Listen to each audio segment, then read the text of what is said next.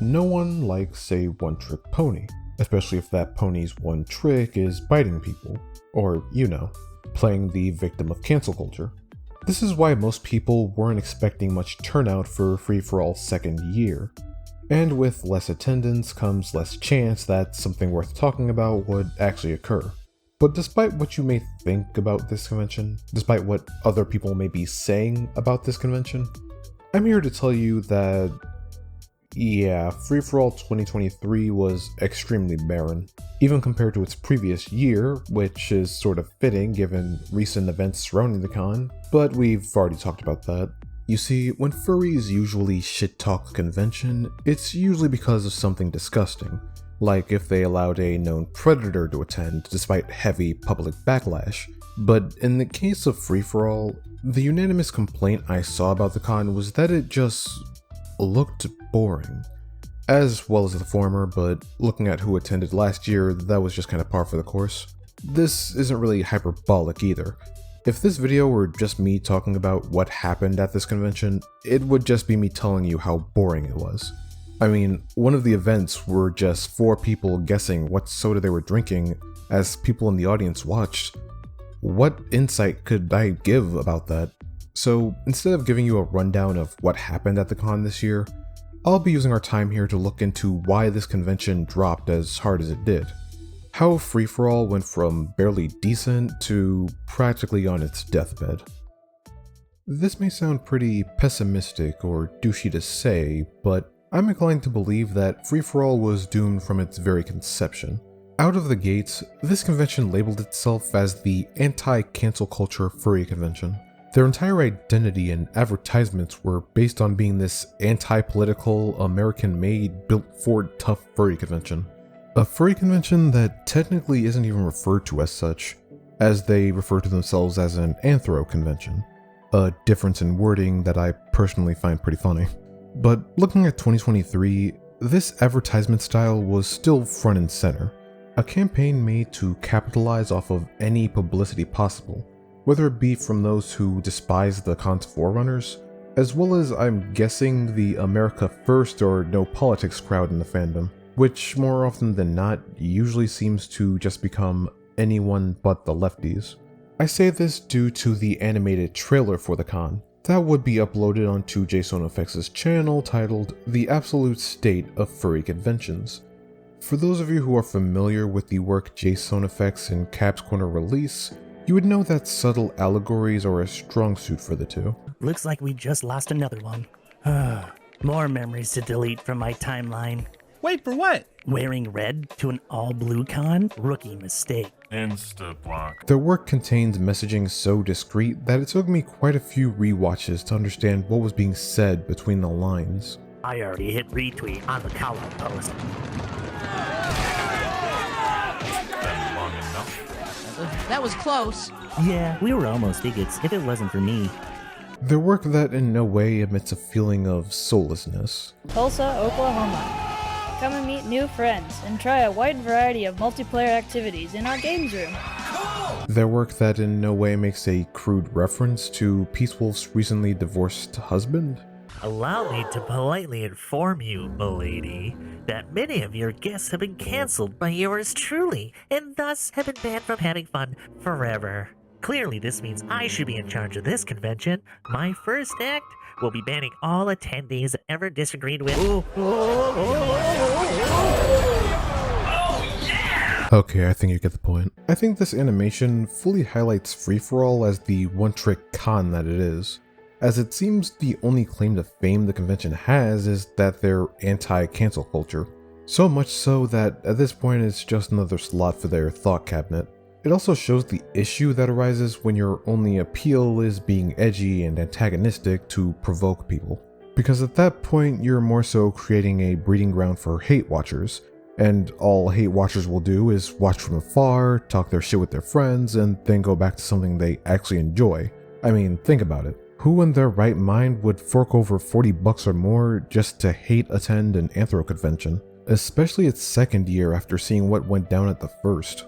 Most would rather just laugh at it online for free. But going back to the trailer, something that was picked up on was the usage of AI voices. While it could have been the deadpan voice acting and off-putting cadence of everyone involved that gave it away, the part that made it obvious was Ben Shapiro being credited for the voice of a character in this short. Guys, we can't be seen associating with fascists in our safe space. So if the constant mention of cancel culture wasn't drawing you into this convention, then maybe I can interest you in the usage of AI-generated content. As the furry community is filled to the brim with artists of many different kinds, AI-generated furry art was kind of an unavoidable topic. But just like artists outside the fandom, the majority in the fandom find issues with their art being sampled by AI to create an amalgamation of other people's already existing art pieces. Most are pretty aware that both Kabir and Peace Wolf are artists in their own right, JSONeffects being more of a technicality. So as expected, JSONeffects fully embraced the ability to create AI artwork, releasing computer files to allow people to generate artwork of his character, Kabir's character, and even Peace Wolf's, oddly dated before the Three's polycule was even publicized. But looking back at this, it's no surprise that as Free-for-All's second year approached, we would start to see advertising that involved AI furry art, the results of which, about what you would expect. The usual soulless look AI art is known for, along with all of the telltale jank that accompanies it. Characters with cross eyes, hands that look like they just fisted an android, small irritating tidbits that appear the moment you look at the piece for too long. It's all there.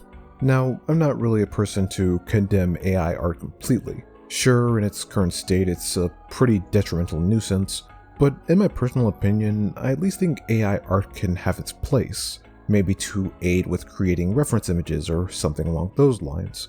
But that does bring up the question of whether or not the artist consents to their work being used in that way, because if you're doing that with your own artwork as samples, that would be a completely fine use. But the reason I'm talking about their usage of AI art is because they would do the opposite.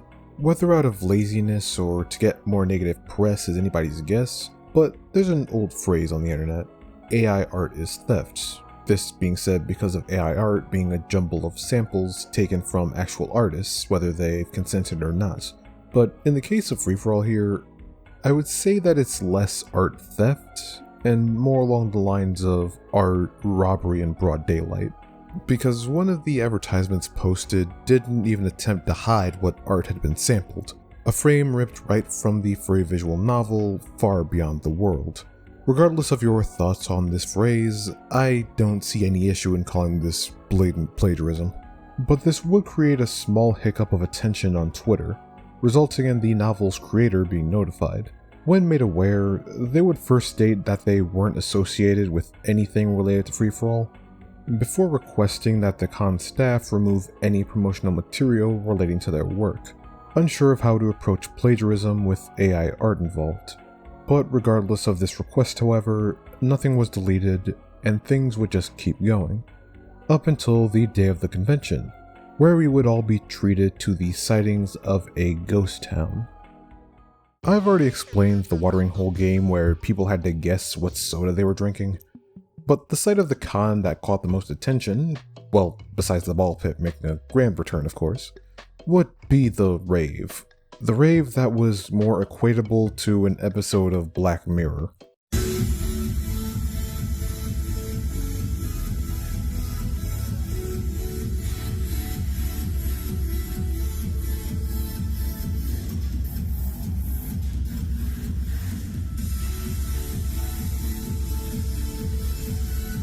You remember White Bear, right?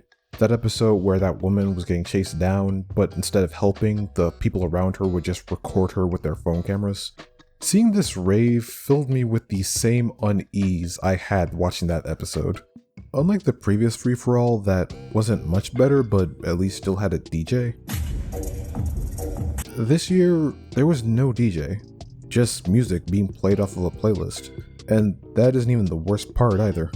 The worst part is that it looks as if no one is enjoying themselves. They all look as if they're obligated to be there, which I guess would make sense given the majority of them are staff, but look at this. It's just people standing in a room watching Jason, Kabir, and Peace Wolf dance? I don't even know what you'd call this. It's genuinely bizarre. Like I said, there's genuinely no insight I can give here other than, hey, this is what to expect when you make pissing off angry Twitter mobs your entire personality. And that's not even talking about the comedy show that happened before this. Remember Magnus Dirdian, the Confederate flag fursuiter who's known for ripping off people's already existing fursuits to ruin their reputations? Yeah, he also added comedy to his repertoire. Comedy. Who wish to pay me tribute. Tribute? You steal people's fursuits and make them your own. Perhaps the same could be said about all fursuit makers. Your words are as empty as your soul. The phantom ill needs a suitor such as you. What is a furry? A miserable little pile of drama.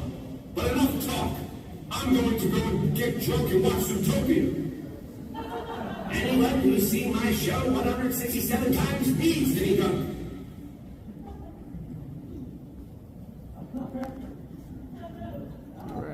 Alright, I think we're done here. So what can we learn from Free-for-All this year? Well, just don't be a dick. Just don't be an asshole. Yeah, I guess that's about it. Free-for-all just goes to show what happens when your entire personality is one single note of irritating people over the internet for a reaction. Looking back at 2022, people were expecting a dumpster fire from this con just to be greeted with a dumpster. But even when expecting a dumpster again this year, we were just given a wastebasket. Personally, I think that says all that it really needs to. They announced that they were going through with another year, but I can't really see their cyberpunk-themed 2024 convention going very well. I would be surprised to see Free-for-All beat its 2022 peak of 207 attendees, but going by the estimated 45 to 50 attendees this year, about half of which being staff, I just can't see a reason to continue following the happenings of this convention, as talking about this running gag of a convention year after year would simply be boring. So, what's the takeaway from this? Don't be these three. That's about it. Stay safe out there.